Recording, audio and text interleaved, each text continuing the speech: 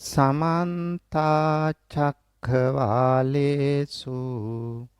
अत्रा गच्छन्तु देवता सद्धम्मं मुनिराजस्य सुनन्तु सग्गमोक्खदं ධම්මස්සවන කාලෝ අයං බදන්තා ධම්මස්සවන කාලෝ අයං බදන්තා ධම්මස්සවන කාලෝ අයං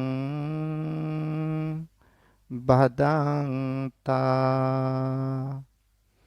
නමෝ තස්ස භගවතෝ අරහතෝ සම්මා සම්බුද්දස්ස නමෝ තස්ස භගවතෝ අරහතෝ සම්මා සම්බුද්දස්ස නමෝ තස්ස භගවතෝ අරහතෝ සම්මා සම්බුද්දස්ස කතඤ්ඤෝ කතවේදී පුක්ඛලෝ දුල්ලභෝ ලෝකස්මින් තී ගරුතර මහා සංඝරත්නයන් අවසරයි දයාබර දරුවනි අද මේ ඔබ සූදානම් වන්නේ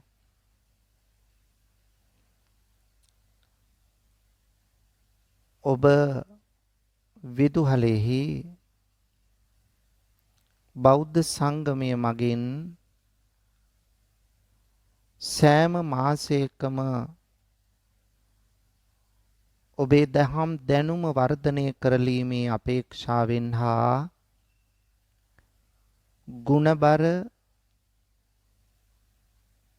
සදාචාර සම්පන්න ජීවිතයක් ගොඩනගමින් ඔබව සමාජයට අවතීර්ණ කරලීමේ අරමුණින් යුක්තව තමයි මේ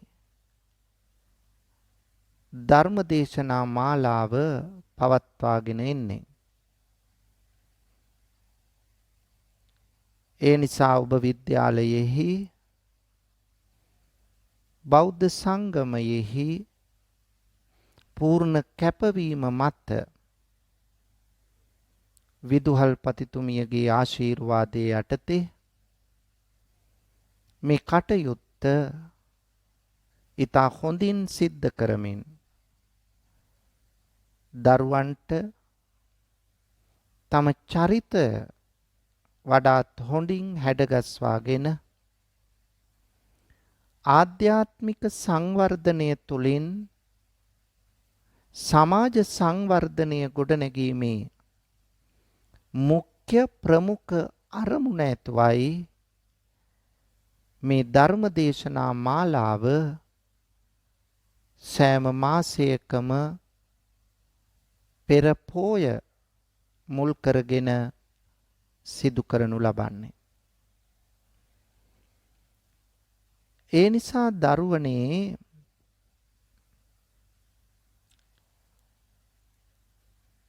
ඔබ දන්නවා ඔබේ ජීවිතය තුළ අමතක කළ නොහැකි පිරිසක් ඔබේ ජීවිතය ගොඩනගන්නට වෙරවීරිය දරපු ආකාරය. ඒ නිසා හැමදාමත් අපි ඒ පිරිස අමතක නොකර අපේ ජීවිතය ආලෝකමත් කරන්න අපේ ජීවිත ගුණවත් කරන්න අපේ ජීවිත නැනවත් කරන්න ඔබට පිහිට වෙච්ච පිරිස තමයි දෙමාපියන් හා ගුරුවරුන්. දරුවනේ බෞද්ධ දරුවෙක් තුල තියෙන්න ඕන සුවිශේෂී ලක්ෂණයක් තමයි කළ ගුණ දත් බව. මේ කළ ගුණ සැලකීමේ උදාර ගුණාංගය මේ ලෝකයට පළමුවෙන් අනාවරණය කළේ පුතේ ලෞතර බුදුරජාණන් වහන්සේ. බුදුහාමුදුරුවෝ බුද්ධත්වයේ ලබන්ඩ අවසාන මොහොතේ වැඩ සිටියේ ඇසතු රුක මුල. ඒ ඇසතු රුක මුල සිටිමින් මාර පරාජය කොට සකල ක්ලේශයන් ප්‍රහීන කරලා ලෞතර බුද්ධ රාජ්‍යයට පත් වුණා.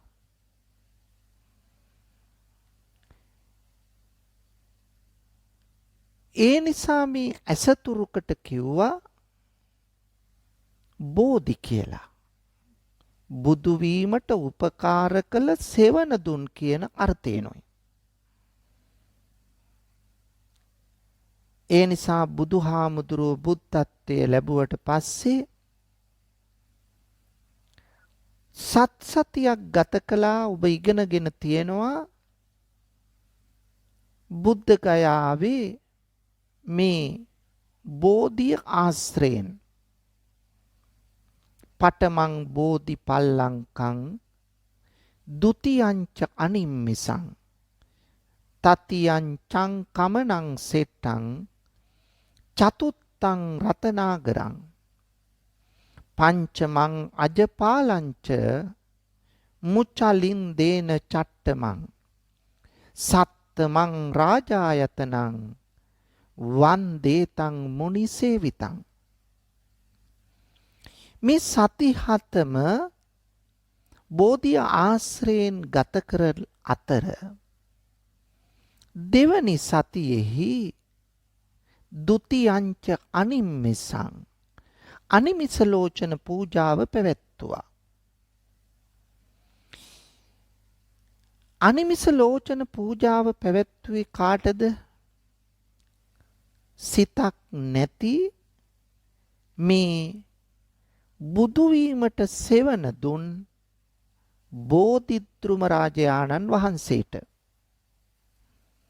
සතියක්ම ඇසිපිය නොහෙලා බලාගෙන හිටියා. ඒ ඇයි? ඒ කෘතවේදී හැඟීමෙන් කළ ගුණ සැලකීමක් වශයෙන්. එහෙනම් ලෝකයට ගුරුවරයෙක් වෙච්ච එක ලෝකයට නෙවෙයි තුන් ලෝකයටම. මොකද්ද තුන් ලෝකය පුතේ? කාම ලෝකය, රූප ලෝකය, අරූප ලෝකය. මේ තුන් ලෝකයටම බුදුහාමුදුරුවෝ ගුරුවරයා. ඒ නිසා බුදුහාමුදුරුවන්ට කියනවා පුතේ තිලෝ ගුරු කියලා. තුන් ලෝකයේම ගුරුවරයා. එහෙම වෙලත් බලන්න පුතේ බුදුරජාණන් වහන්සේ මේ බෝධිද්රුම රාජයන් දෙස සතියක් බලාගෙන හිටියේ ඒ කළගුණ සැලකීම සඳහා. සමස්ත ලෝකයටම ආදර්ශයක් දුන්නා කළගුණ සලකන්න කියලා. අනේක තමයි සුවිශේෂත්වය. ඒ නිසා කළගුණ සැලකීමේ උදාර ගුණාංගය උන්වහන්සේ ප්‍රකාශ කළා විතරක් නෙමෙයි සිය චරිතයෙන් ආදර්ශයක් දුන්නා. ඊළඟට බලන්න පුතේ සිද්ධාර්ථ බෝධිසත්වයෝ අබිනිෂ්ක්‍රමණයෙන් පස්සේ ගුරුවරුන් හොයා ගියානේ. ඒ යනකොට මුණ ගැහුණා ආලාර කාලාම උද්දක රාමපුත්‍ර කියන තාපසතුමන්ලා දෙදෙනා. ඒ දෙදෙනාගෙන් ඉගෙන ගත්තා පංච අභිඥා සප්ත සමාපatti හා අෂ්ට සමාපatti. ආලාර කාලාම තාපසතුමාගෙන් පංච අභිඥා සප්ත සමාපatti ලබා ගත්තා. ඉද්දිවිද, දිබ්බසෝත, පරචිත්ත විඥානන, පුබ්බේ නිවාසානුස්සති දිබ්බචක්කු. ප්‍රථම ධාන, ද්විතීය ධාන, තෘතීය ධාන, චතුර්ථ ධාන, ආකාසානං ඡායතනය, විඥානං ඡායතනය, ආකින්චඤ්ඤායතනය. පංච අභිඥා සප්ත සමාපatti ලබා ගත්තා. එතනින් එහාට ලෝකෝත්තර ජීවිතය සාර්ථක කරගන්න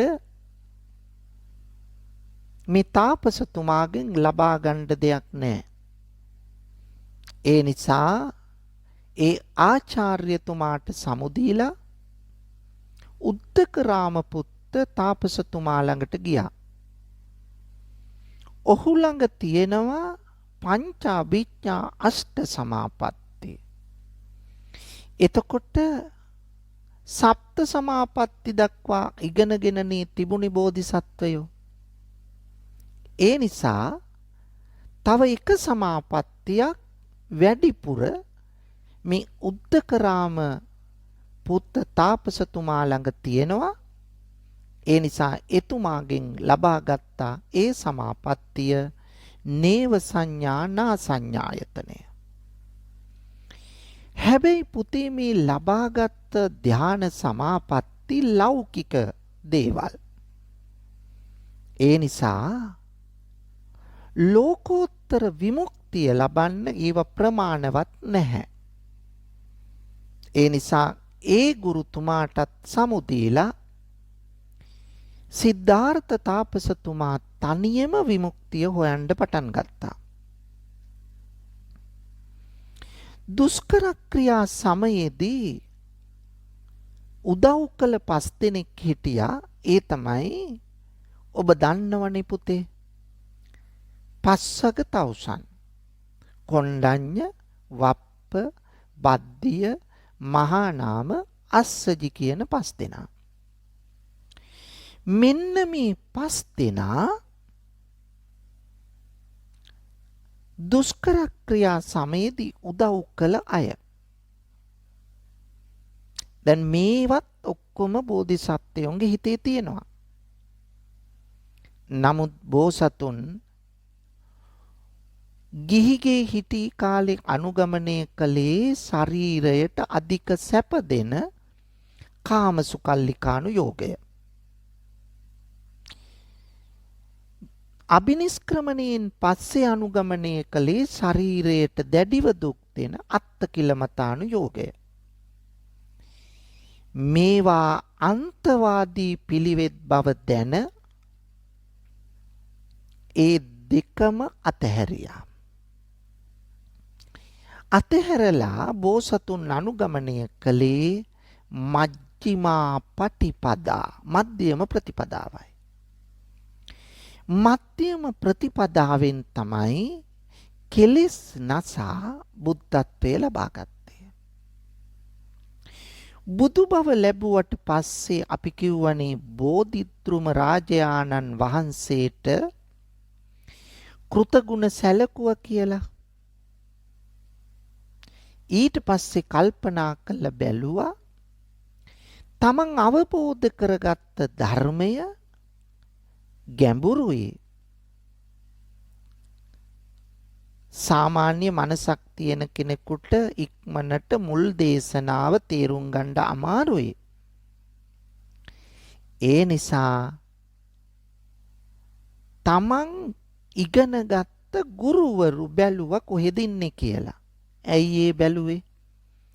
ඒ අය නුවණ තියන අය වගේම පුතේ කළගුණ සලකන්න ඕන. අන්නේ නිසා තමයි කළගුණ සැලකීම වශයෙන් තමයි මේ ගුරුවරුන්ට දහම් දෙසඬ හිතුවේ. නමුත් ඒ ගුරුවරුන් දෙදෙනම මිය ගිහිල්ලා. ඒ නිසා ඒ අයට දහම් දෙසඬ විදියක් නැහැ. ඊට පස්සේ කල්පනා කළා දුෂ්කර ක්‍රියා කාලේ Tamanට උපකාර කළා කියලා දැන් අපි කිව්වේ පස්සග තවුසෝ. ඒ අයට කෘතවේදී වෙන්න ඕන, කළගුණ සලකන්න ඕන. ඒ නිසා මොකද කළේ? අන්න ඒ අයට කළගුණ සලකන්න දහම් දෙසඬ හිතුවා. දැන් ධර්මයේ දේශනා කරන්න ඒ අය කොහෙද ඉන්නේ කියලා බලනකොට ඒ අය ඉන්නවා බරණැස ඉසිපතනාරාමේ. ඉසිපතන කියන්නේ පුතේ එතෙන්ට ඍෂිවරුන් වඩින තැන කියන එකයි.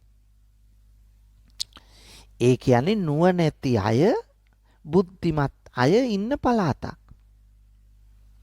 එතකොට පස්සග තවුසොත් ඉන්නේ මෙතන. ඒගොල්ලොත් සත්‍ය හොයන අයනේ. ඒ නිසා එහි යන්න තීරණය කළා. බුදුරජාණන් වහන්සේ මග දුර ගෙවාගෙන ඔන්න පස්සග තවුසන් හමු වෙන්න ගියා. හැබැයි පුතේ ඒගොල්ලොන්ට නුවණක් නෑනේ. දැන් අර සිද්ධාර්ථ තාපසතුමා බුදු වෙලාද නැද්ද කියලා දැනගන්න. ඒ නිසා ඒ අය බුදුහාමුදුරුවන්ට හොඳ ප්‍රතිචාරයක් දක්වන්න හිතාගත්තේ නැහැ. ඒ අය කල්පනා කළා වැඩිය ගණන් ගන්න ඕන නෑ. ඔය අපි හොයාගෙන ඇවිල්ලා තියෙන්නේ බුදු වෙන්න බැරුව. මෙහෙම තමයි හිතුවේ. නමුත් නොසලකන්න හිතාගත්තට බුදුහාමුදුරුන්ගේ තේජස අප්‍රමාණයිනේ පුතේ. ඒ නිසා බුදුහාමුදුරුවෝ මේ තවුසන් වෙත සමීප වෙත්ම කල යුතු සත්කාර සම්මාන සියල්ල කළා. ඒ වුණාට මේ අය දැන් බුදුහාමුදුරුවෝ ඉස්සරහින් වාඩි වෙලා ඉන්නවා. බුදුහාමුදුරුවන්ට කතා කරන්නේ වෙනද වගේ සමාන වචනෙන්. මොකද්ද සමාන වචනේ? ආවුසෝ. ආවුසෝ කියන්නේ ඇවැත්නි කියන එක.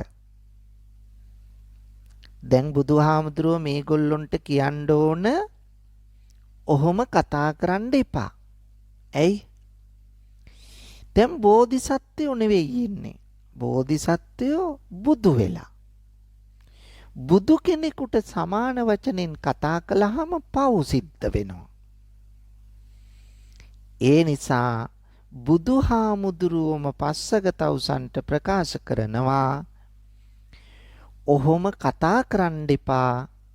ඒ කාලේ හිටපු බෝධිසත්වයෝ නෙවෙයි මම කෙලෙස් නැසල බුදු වෙලා ඉන්නේ. සත්‍ය අවබෝධය ලබාගෙන ඉන්නේ මං.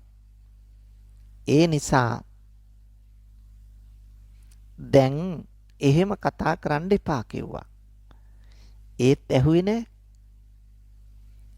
ආයිත් කියනවා ආවුසෝ ඇත්තද කියලා. ඊට පස්සේ බුදුරජාණන් වහන්සේ ආපහු මේ පස්සක තවුසන්ට කියනවා පුතේ ඔබ හිතන්ඩ ඔබත් එක්ක අවුරුදු 6කට ආසන්න කාලයක් මම දුෂ්කර ක්‍රියා කරන කාලේ එකට හිටියනේ. මම ඔබට කවදාවත් බොරුවක් කියලා තියනවද? මං කවදාවත් බොරු කියලා නැහැ. පස්සක තවුසු කල්පනා කළා ඇත්තනේ නං.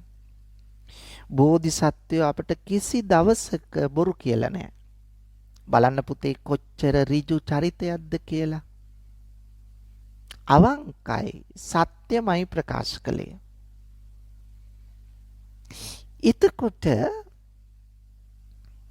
මේ පස්සක තවුසෝ දැනගත්තා බොරු කියලා නෑනේ බෝධිසත්වයෝ.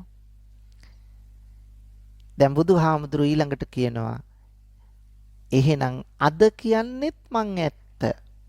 මං බුදු වෙලා ඉන්නේ. මේ තාපසතුමන්ලා 5 දෙනා කල්පනා කරලා බලලා කවදාවත් අපිට බොරු කිව්වේ නැති ඒ බෝසතුන් එහෙනම් අද කියන්නෙත් ඇත්ත. ඒ නිසා එය පිළිගන්න ඕන කියලා බුදුරජාණන් වහන්සේගේ බුද්ධත්වය පිළිගත්තා.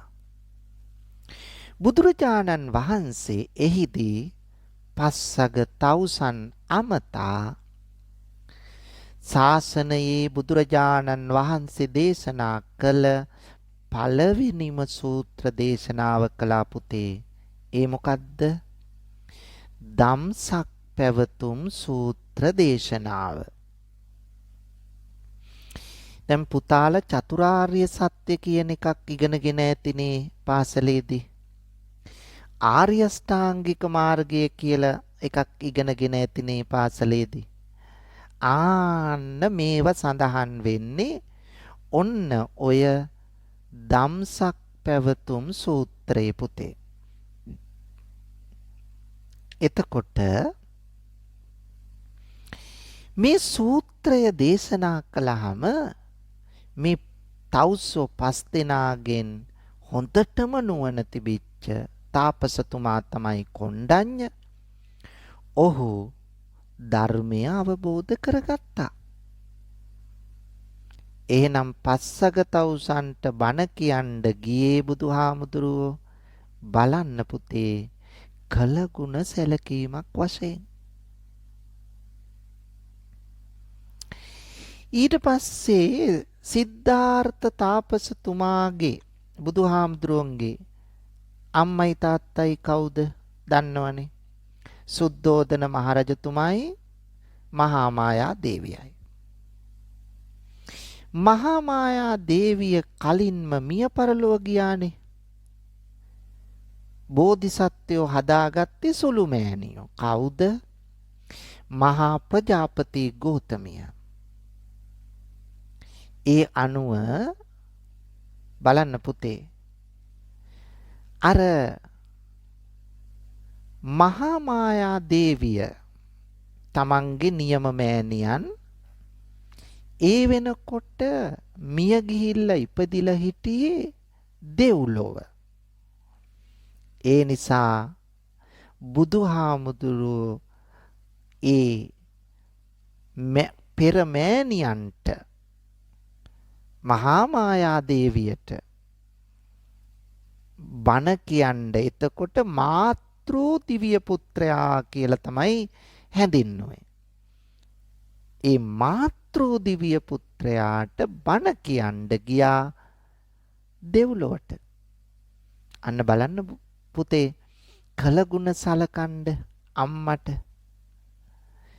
ඊළඟට සුළු මෑණියෝනේ මහා ප්‍රජාපති ගෞතමිය. ඇය බුදුහාමුදුරුවෝ ළඟට ඇවිල්ලා තව කුමාරිකාවෝ හිටියා 500ක්.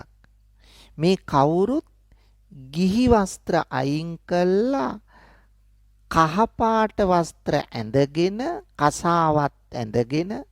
මේක කහපාට කියන්නේ පුතේ කහපාටම කියන එක නෙවෙයි. කහපාට කියලා කියන්නේ කහට පාට කියන එකයි. එතකොට කසාවත් ඇඳගෙන මෙතන යශෝදරා දේවියත් ඉන්නවා. කවුරුත් එක්ක ගිහිල්ලා බුදුහාමුදුරුවන්ගෙන් එතකොට බුදුහාමුදුරුව වැඩ සිටියේ විශාලා නුවර කූටාගාර ශාලාව කියලා පන්සලක් තිබුණා. මෙන්න මේ පන්සලේ තමයි වැඩ හිටියේ. අන්න එහි ගිය මේ මහා ප්‍රජාපති ගෞතමිය ප්‍රමුඛ කාන්තාවෝ භික්ෂුණී ශාසනය ඇති කරන්න කියලා ඉල්ලීමක් කළා. බුදුරජාණන් වහන්සේ කලගුණ සැලකීමක් වශයෙන් ඕන්න මේ මහා ප්‍රජාපති ගෝතමිය ප්‍රමුඛ කාන්තාවන්ට භික්ෂුණී ශාසනය ලබා දුන්නා. දැන් පුතේ සුද්ධෝදන රජුරෝ ටිකෙන් ටික වයසට යනවනේ. සුද්ධෝදන රජුරෝ බලන්න පිය රජතුමා බලන්ඩ බුදුහාමුදුරුවෝ රජුරෝ ඉන්න මාලිගාවටම ගියා. ගිහිල්ලා රජුරෝ එතකොට සනීප නෑ. එතන ඇඳ ළඟින් ඉඳගෙන බුදුහාමුදුරුවෝ තාත්තගේ ඇඟ අත ගගා බණ කිව්වා. ඇයි ඒ? කලගුණ සලකන්න පුතේ. එහෙනම් අද අපි ඉගෙන ගන්නේ ඔන්න ඔය කලගුණ සැලකීම. එහෙනම් අපිත් කලගුණ සලකන්න ඕනද නැද්ද? කලගුණ සලකන්න ඕන. කාටද? අපිව හදලා වඩලා පෝෂණය කළ අම්මට තාත්තට. ඊළඟට අපේ ජීවිතය ගොඩනගන්න අපට උදව් කරන්නේ කවුද? අපේ ගුරු, මෑණිවරු, පියවරු. අන්න ඒ අම්මල තාත්තලාට තමයි ඊළඟට අපි කලගුණ සලකන්න ඕන. තව ඉන්නවා සහෝදර සහෝදරියෝ ඉන්නවා, ඥාතීන් ඉන්නවා, පන්සලේ හාමුදුරුවෝ ඉන්නවා. කලගුණ සලකන්න. එතකොට අපිට උදව් කරලා අපිව හදලා වඩලා පෝෂණය කරපු ඒ රත්තරන් අම්මටයි තාත්තටයි අපි පුතේ කලගුණ සලකන්න ඕන. එතකොට අපි මොනවද කලගුණ සලකන්න ඕන කියලා කරන්න ඕන? කල යුතු වන්නේ අම්මල තාත්තලා දරුවන්ව කවල පොවල හදනවා වගේම උගන්වන්න සෑහෙන පරිශ්‍රමයක් දරනවා. ඔබට උගන්වන්න. එතකොට අම්මල තාත්තලාගේ වචනෙට පිටුපාන්න නැතුව, නොසලකා හරින්න නැතුව, ඒවා ගණන් නොගෙන ඉන්න නැතුව අන්න ඒ වචන ගණන් අරගෙන අම්මල තාත්තලාගේ අදහස් ඉෂ්ට කරලා දෙන්න ඕන. මොකද අදහස? හොඳින් ඉගෙන ගන්න එක. එතකොට හොඳින් ඉගෙන ගත්තාම අම්මල තාත්තලා සතුටු වෙනවා. ඒකත් පුතේ කලගුණ සැලකීමක්. දැන් ඔබ පොඩි කාලේ, ඔබ මව් කුසේ ඉන්න කාලේ අම්මා හරීම මෛත්‍රියෙන් ඔබ ගැන හිතුවේ. ඔබ කුසේ ඉන්න කාලේ මාස 10ක් හිටියනේ කුසේ. නැත්තම් 8ක් 9ක් හිටියනේ. මේ කාලේ ඔබ හදන්න කුසේ තියන් පෝෂණය කරන්න සෑහෙන උත්සාහයක් කළා. හරි පරිස්සම් වුණා අම්මා. අම්මව පරිස්සම් කරගන්න තාත්තත් මහන්සි වුණා. ඇයි? මේ ඔබව ආරක්ෂා කරන්න කුසේ ලෙඩක් හැදෙන්නේ නැති වෙන්න, හොඳට අතපය හදාගන්න, ලස්සන වෙන්න, බුද්ධිමත් දරුවෙක් කරන්න අම්මලා විටමින් බිව්වා, හොඳට කෑම කෑවා, බුද්ධිමත් හිතුවා, ගුණධර්ම ආරක්ෂා කළා, බෝධි පූජා කළා ඔබ වෙනුවෙන්. පුතේ ඒ විතරක් නෙවෙයි, අම්මා හුස්ම ගත්තෙත් ඔබ රකින්න. ඔබ හිතුවද මේක? අන්න බලන්න අම්මා කොච්චර වෙරවීරිය දැරුවද? අම්මට අවශ්‍ය කරන සියලුම පහසුකම් තාත්තා සපයලා දුන්නා. ඒ නිසා මේ අය අපි කවදා හරි රැක ගන්න ඕන. ඒ නිසා අම්මල තාත්තලව අපට හැකි වෙලාවේදී තාම ඔබ පොඩි දරුවෝනේ. ඔබ ලොකු මහත් වෙනකොට ඔබ අම්මල තාත්තලාගේ අදහස් ඉටු කරලා ඒ අය සතුටු කරන ගමන් හොඳ දරුවෙක් වෙලා අනාගතේ හොඳට ඉගෙනගෙන විශ්වවිද්‍යාලවලට ගිහිල්ලා වෛද්‍යවරු වෙලා ඉංජිනේරුවරු වෙලා ගණකාධිකාරීවරු වෙලා ගුරුවරු වෙලා විදුහල්පතිවරු විදුහල්පතිනියන් වෙලා විවිධ අංශවල රැකියා කරලා අම්මල තාත්තල රකින්නත් ඕන. අම්මල තාත්තල පෝෂණය කිරීම. ඒකයි මේ කියන්නේ. අම්මල තාත්තල රකින්න ඕන. ඔවුන්ගේ කටයුතු තියෙනෝනේ කරලා දෙන්න පුළුවන් ඒව දැනුත් ඔබට. ඔබ පොඩි වුණාට දැන් ඉහළ පන්තිවල දරුවෝ අම්මල තාත්තල ඔබට කරන්න දෙන්නේ නැති වුණාට ගෙදර චුට්ටක් අස්පරස් කරලා අතුපතු ගාලා චූටිම දුවල නැති වුණත් ඉහළ පන්තිවල ඉන්න දුවලා ඔබේ රෙදි ටික ඔබම හොදගෙන සපත්තු දෙක හොදගෙන ඒ ටික කරගන්න ඕන. අම්මල තාත්තලාට උදව්වක් ඒක. ඒ නිසා ඒ කටයුතු කරලා දෙන එක. අම්මල තාත්තලාට අගෞරව නොවන විදියට ඔබ ජීවත් වෙන්න ඕන පුතේ. එහෙම ජීවත් වෙන්න බැරි වුණොත් ඔබ ඔබේ චරිතයට හානි කරගත්තොත් ඒ කියන්නේ ඔබ වැරදි වැඩ කළොත් ඔබට දැන් ෆෝන් එක අරන් දීලා තියෙනවනේ ලැප්ටොප් එක අරන් දීලා තියෙනවනේ ඒක පාවිච්චි කරන්න ඕන ඔබේ දැනුම වර්ධනය කරගන්න. වැරදි දේවල් එහෙම කරන්න නෙවෙයි. ඒගොල්ලෝ අමාරුවෙන් සල්ලි ගෙවලා ඔබට ආදරෙන් අරන් දීලා තියෙනවා. අඩුපාඩුවක් කරලම නෑ ඔබට. සියලු පහසුකම් සපයලා තියෙනවා. එහෙනම් ඒ අම්මල තාත්තලාගේ හිත රිදවන විදියට වැඩ කරන්න එපා. ඒගොල්ලොන්ට අගෞරව වන විදියට වැඩ කරන්න එපා. දැන් සමහර දරුවෝ අපට ඇහිලා තියෙනවා මේ අම්මට තාත්තට කතා කරන්නේ මේ ඔයා කියලා. දැන් ඔබත් එහෙම කතා කරනවා ඇති. ඔයා කොහෙද යන්නේ අම්මේ? තාත්තටත් කියන්නේ ඔයා. කවදාවත් පුතේ අම්මට තාත්තට ඔයා කියලා කතා කරන්න එපා. ඔය කොහෙන්ද ඔබ ඉගෙන ගත්තේ? ඉගෙන ගත්තේ ඔය රූප වාහිනී යන විවිධ නාට්‍ය බලලා. ඇයි ඉතින් තමන්ගේ අම්මා නෙමෙයිනේ ඒකේ ඉන්නේ. වෙනත් කාන්තාවක්නේ. ඒ නිසා එයාට ඔයා මෙයා කියලා තමයි කතා කරන්නේ. ඒ නිසා හොඳට මතක තියාගන්න අම්මට ඔයා කියලා තාත්තට ඔයා කියලා කතා කරන්න එපා.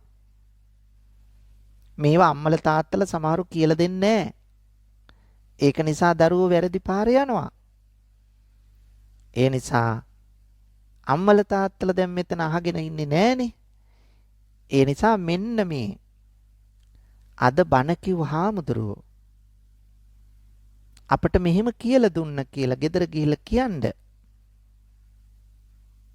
නැත්තම් ගෙදරදී අහගෙන ඉන්නවනම් ඒ ගෙදරදී අහගෙන හිටියත් ඔබ කියන්න ඕන. අම්මට තාත්තට ඔයා කියලා කියන්න එපා කියලා අද මාලිම්බඩ හාමුදුරුවෝ කියලා දුන්නා. ඒ නිසා අම්මේ ඒක හොඳ නෑ නේද? ඒ නිසා ඒ වරද හදාගන්න පුතේ. ඊළඟට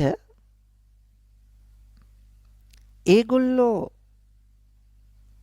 පවත්වාගෙන එන සම්බන්ධතා කොටසක් තියෙනවනේ පුතේ. නෑදෑයොත් එක්ක, යාළුවොත් එක්ක, හිතවත්තු එක්ක. ඒවත් අපි ඉදිරියට කරගෙන යන්න ඕන. ඔබට තේරෙන වයසට ආවම. ඒ නිසා කලගුණ සැලකීම කියන එක ඔබ තුල තිබිය යුතුයමයි පුතේ. ඒ නිසා ඒ ගුණ නැති වුණොත් පුතේ ඔබට ඒ තරම් වටිනකමක් ලැබෙන්නේ නැහැ. බලන්න පුතේ මෙන්න මේ කවිය අහලා තියෙනවද කියලා? මව්හට කීකරු දරුවෝ පියාට කීකරු දරුවෝ උදේ සවස වඳින පුතන අපි වෙමු බෝසත් දරුවෝ. කියන්න බලන්න පුතේ මාත් එක්ක. මව්හට කීකරු දරුවෝ පියාට කීකරු දරුවෝ උදේ සවස වඳින පුතන අපි වෙමු බෝසත් දරුවෝ. ඒ නිසා ඔබ බෝසත් දරුවෙකු හැටියට අම්මට තාත්තට කීකරුව ඒ අයට වැඳුම් පිදුම් කරමින් ඔබ ගෙදරදී අනිවාර්යයෙන්ම ගමනක් යනකොට පාසලට ගියත් ගමනක් ගියත් පුතේ වැඳලා යන්න ඕන. රාත්‍රී නිින්දට යනකොටත් වැඳලා යන්න ඕන. අම්මා තාත්තා පුතේ ඔබට ආශිර්වාද කරනවනේ. මගේ රත්තරන් දුවට කවදාවත් මගේ දැස ඉදිරිපිටදී කිසිම කරදරයක් වෙන්න එපා කියලා ආශිර්වාද කරනවා. ඒ නිසා අම්මට තාත්තට වඳින්න ලැජ්ජ වෙන්න එපා. සමහර ලොකු මහත් වෙච්ච දරුවෝ අම්මට තාත්තට වඳින්න ලැජ්ජයි. ඒවා අම්මල තාත්තල හුරු කරවල නැහැ. ඒ නිසා මං ඇහුවොත් පුතේ ඔබ දන්නවද අම්මට වඳින ගාතාව කියලා පුළුවන්ද කියාගන්න? කාටවත් බැරි වෙන්න හේතුවක් නැහැ. බෞද්ධ පාසලක අධ්‍යාපනය ලබන ගුණවත් දරුවෝ හැටියට තාත්තට වඳින ගාතාව ලෝකෙ කොහෙවත් නැහැ මේ වාසනාව. ඒ නිසා නිකම්ම සාදු කියලා වඳින්න නැතුව දස මාසේ උරේකත්වා අම්මට වඳින ගාතාව කියලා වඳින්න ඕන. පාද ස්පර්ශ කළ වඳින්න ඕන. උද්ධිකාරෝ ආලිංගිත්වා තාත්තගේ පාද ස්පර්ශ කළ තාත්තට වඳින්න ඕන. එතකොට ඔබට තියෙන ආදරේ වැඩි වෙනවා. ඔබට ආශිර්වාද කරනවා. ඔබට අවශ්‍ය දේවල් තව තවත් තරම් දෙයි. ඒ නිසා පුතේ කලගුණ සැලකීම කියන එක කල යුතුයමයි. ඒක අමතක කරන්න එපා. ඊළඟට බලන්න ඔබ හොඳට හැදුනොත් නේ පුතේ අම්මල තාත්තලාට විතරක් නෙවෙයි මුළු රටටම යහපතක් වෙන්නේ. නැත්තම් අනාගතේ ඔබ තමයි රට බාර ගන්න ඉන්නේ. විවිධ තනතුරු දරලා රට හදලා ඉදිරියට ගෙනියන්න ඉන්නේ ඔබ. ඒ නිසා ඔබෙන් වෙන්න ඕන ගොඩාක් දේවල් තියෙනවා. මේවා කිසි එකක් අමතක කරන්න එපා පුතේ.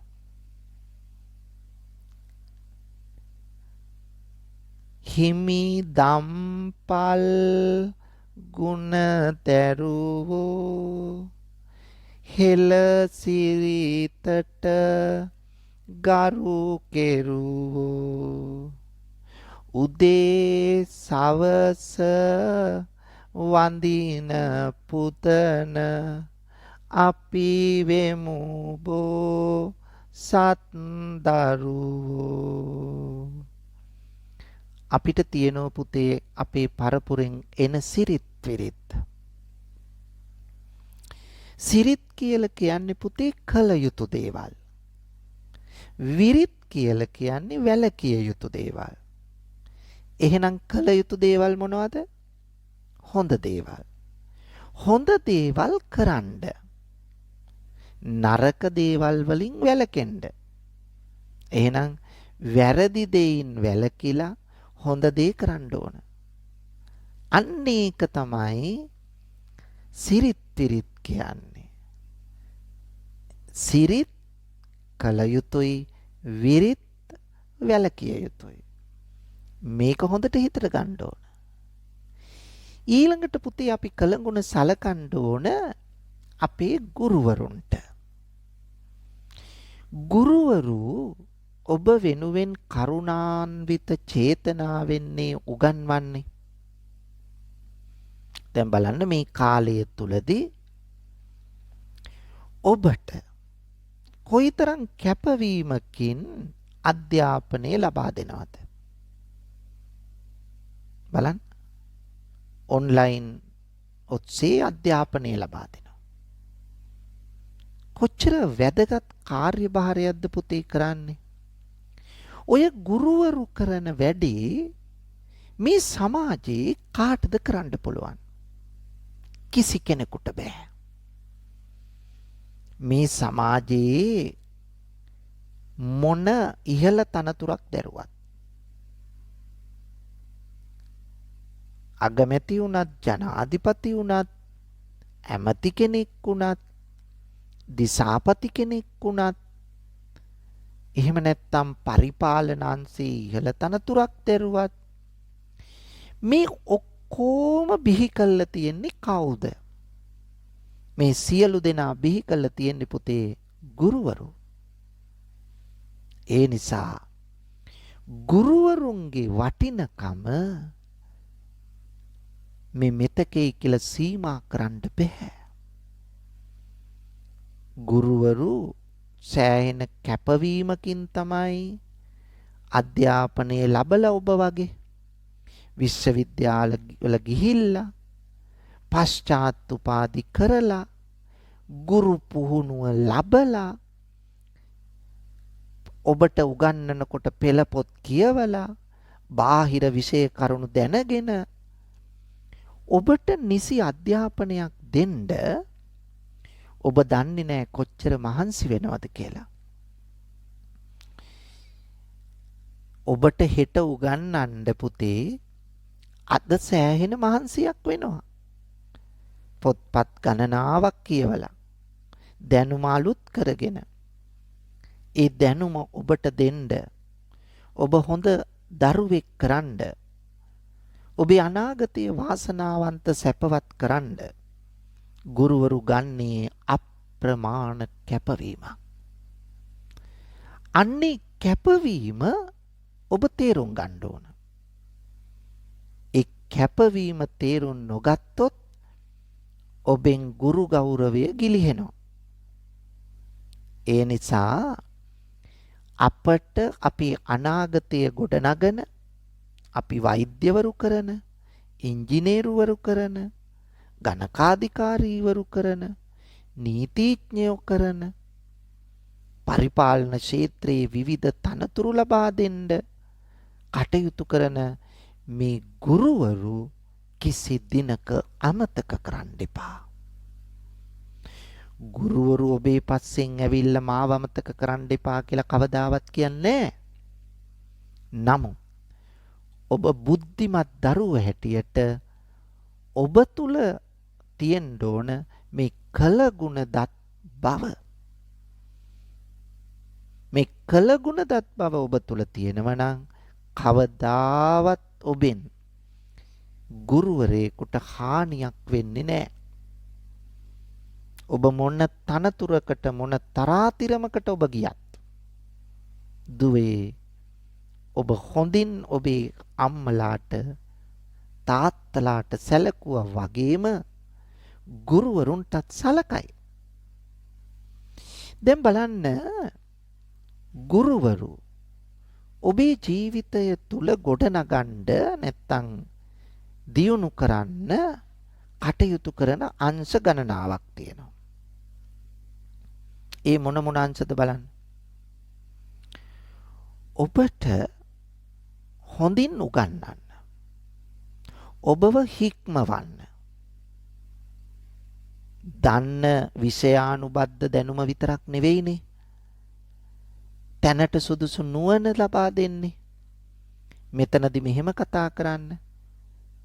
මේ තැනදි මෙතනදි මෙහෙම ප්‍රතිචාර දක්වන්න. ඔහොමද ඔයා හැසිරෙන්නේ?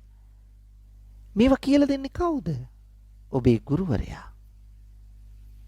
එදා පුතේ ගුරුවරයාගෙන් අධ්‍යාපනය ලැබුවේ බලන්න 탁සිලා කියලා තිබුණනේ ගුරු ගෙදරට ගිහිල්ලා අධ්‍යාපනය ලබන ක්‍රමයක් පැරණි කාලේ.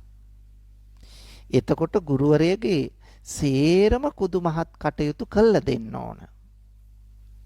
ගුරු සිත නොරිදවා වේලාව නොවරදවා බැති පෙම් උපදවා අකුරු උගනී කුමරු සොඳවා. දැන් එතන කියන්නේ කුමරු සොඳවා කියලා. ඇයි? එදා පිරිමි දරුවෝ විතරයි ඉගෙන ගත්තේ. ගැහැණු දරුවෝ ඉගෙන ගත්තේ නැහැ. අද එහෙම නෙමෙයි. ඔබ සියලු දෙනාම දුවල හැටියට ඉගෙන ගන්නවා. ඉහළ තනතුරු දරනවා. බොහොම බුද්ධිමත් ලෙස සමාජයට සේවය කරන්න පුළුවන් පිරිසක් බවට පත් වෙනවා. ඒ නිසා ඔබේ නුවණ දැනුම වර්ධනය කරන්න ගුරුවරු ගන්න වෙහෙස තේරුම් ගන්න ඕන පුතේ. නැත්තම් බෑ. මේක තේරුම් ගත්තේ නැත්තම් ඔබට ඔබ කලගුණ නොදත් පිරිසක් බවට පත් වෙනවා. ಗುಣ මකන පිරිසක් බවට පත් වෙනවා. ಗುಣ මකන එක්කෙනාට කියන්නේ කවුද? ಗುಣ මකු. ಗುಣ නැති කරනවා. ඒ නිසා ಗುಣ නැති කරගන්න එපා. ಗುಣ මකන්න එපා. ಗುಣ වර්ධනය කරගන්න ඕන. ඒක අත්‍යවශ්‍ය කාරණයක්. එතකොට ගුරුවරයා තමයි ඔබව ඉස්සරහට අරගෙන සමාජය හඳුන්වලා දීලා අනාගතය ඔබේ සුරක්ෂිත කරන්න වැඩපිළිවෙල දියත් කරන්නේ. ගුරුවරු අපකැප නොවුනොත් ඔබට තමන්ගේ නුවණින්ම ඉගෙන ගන්න බෑනේ. කිසිසේත්ම අනිවාර්යයෙන්ම ගුරු ඇසුරක් ඕනමයි ඉගෙන ගන්න. ගුරුවරයාගේ මඟ පෙන්වීම යටතේ තමයි ඉගෙන ගන්නෙ. ඉතින් ඒක තේරුම්ගෙන කටයුතු කරන්න ඕන. එතකොට ගුරුවරයෙක් දැක්කම අපි මොකද කරන්න ඕන?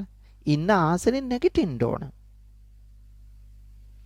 ගුරුවරයෙක් කියලා දෙන දේ ඒවා පුතේ හොඳට පිළිගන්න ඕන. ගුරුවරයා කියලා දෙන දේවල් ගුරු බස ඉවත දාන්න එපා. ඒක තමයි දරුවෙක්ගෙන් වෙන්න ඕන දේ. ඊළඟට ගුරුවරයාට ලෙඩක් දුකක් හැදුනහම අපි හොයලා බලන්න ඕන. අන්න බලන්න කලගුණ සැලකීම. ගුරුවරයාට ලෙඩක් දුකක් කරදරයක් වුණාම අපි කතා කරලා බලනවා. දුරකථනින් කතා කරනවා. කොහොමද ටීචර්? කොහොමද මිස්? කොහොමද මැඩම්? කියලා අහලා බලන්න ඕන. අපි මොනවද කරන්න ඕන මැඩම් වෙනුවෙන්? මේ තමයි කලගුණ සැලකීම. එතකොට Tamanට පුළුවන් ගුරුවරයා ඔබේ උපකාර ඉල්ලන එකක් නැහැ. නමුත් ඔබේ යුතුයකමක් පුතේ ගුරුවරු ගැන හොයලා බලන එක. ඔබේ අම්මා තාත්තත් දැනුවත් කළා ඒ ගුරුවරු පිළිබඳව හොයන්න ඕන. එතකොට තමයි ඔබ සැබෑ දරුවෙක් බවට පත් වෙන්නේ. සැබෑ ශිෂ්‍යයෙක් බවට පත් වෙන්නේ. ශිෂ්‍යාවක් බවට පත් වෙන්නේ. ඒකයි.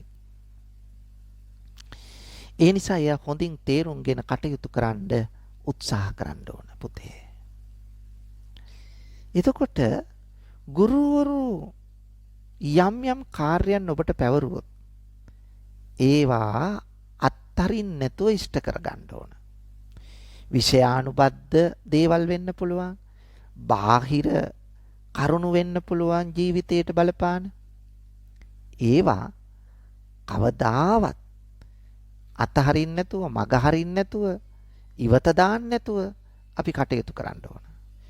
මේ කළගුණ සැලකීම කියන එක දැන් ඔබ ලොකු මහත් වෙලා එතකොට ගුරුවරු සමහරට වයෝ වෘද්ධ වෙන්න පුළුවන්.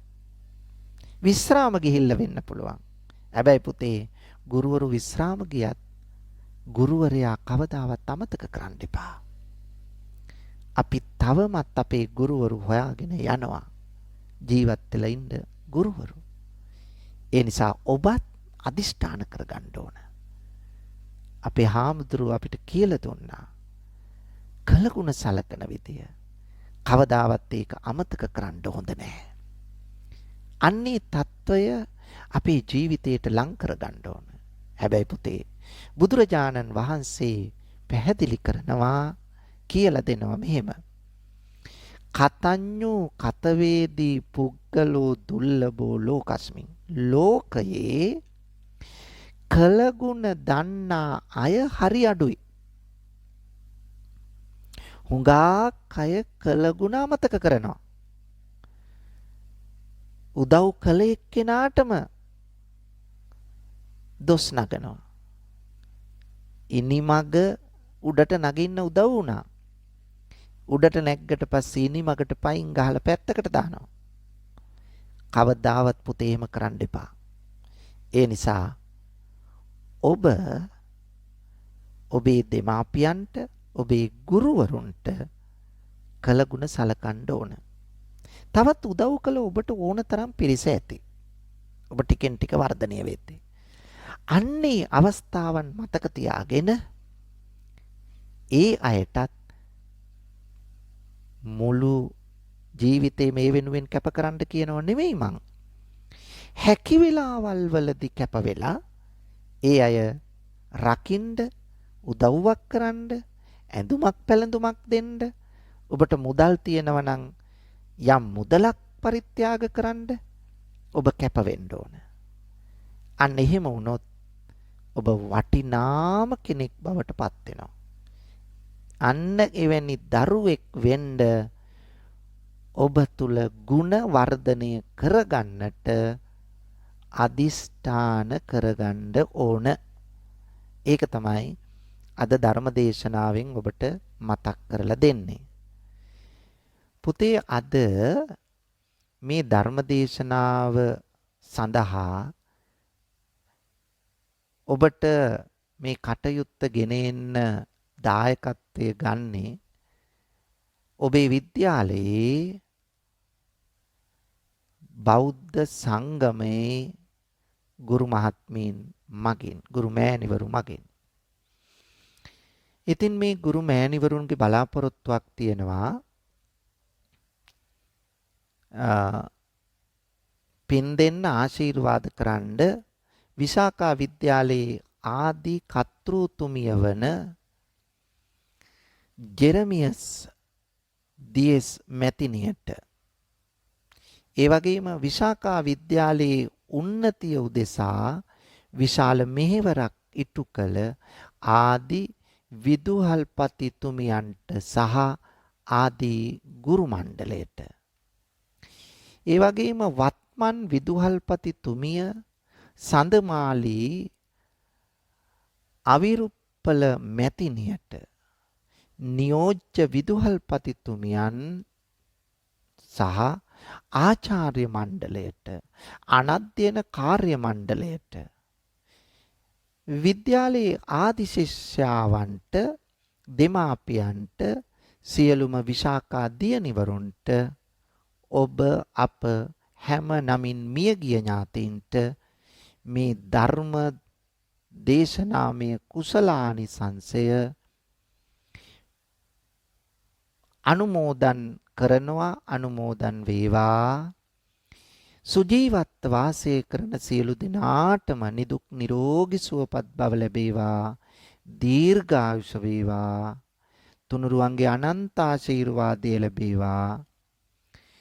ධර්මදේශනාව සිද්ධ කළ ස්වාමීන් වහන්සේටත් මේ පින් අත්පත් වේවා. රටේ පවතින වසංගත රෝග බිය දුරු වී රටට සෞභාග්‍ය උදා වේවා කියලත් ප්‍රාර්ථනා කරනවා. ඒ නිසා මේ සියලු ප්‍රාර්ථනා ඒ අයුරින්ම ඉෂ්ට සිද්ධ වේවා. සියලු දෙනාටම වාසනාවන්ත අනාගතයක් රෝගිය දුරවන නිරෝගී සුව ලැබෙන අනාගතයක්ම උදා වේවා කියලා ප්‍රාර්ථනා කරමු. සියලු දෙනාටම තුනුරුවන් සරණයි. ආකාසට්ටා ච බුම්මට්ටා දේවා නාග මහිත්‍තිකා පුඤ්ඤන්තං අනුමෝදිත්වා චිරං රක්ඛන්තු ලෝක සාසනං. ආකාසට්ටා ච බුම්මට්ටා දේවා නාග මහිත්‍තිකා පුඤ්ඤන්තං අනුමෝදිත්වා චිරං රක්ඛන්තු දේශනං. ආකාසට්ටා ච බුම්මට්ටා දේවා නාග මහිත්‍තිකා පුඤ්ඤන්තං අනුමෝදිත්වා චිරං රක්ඛන්තු මං පරන්ති.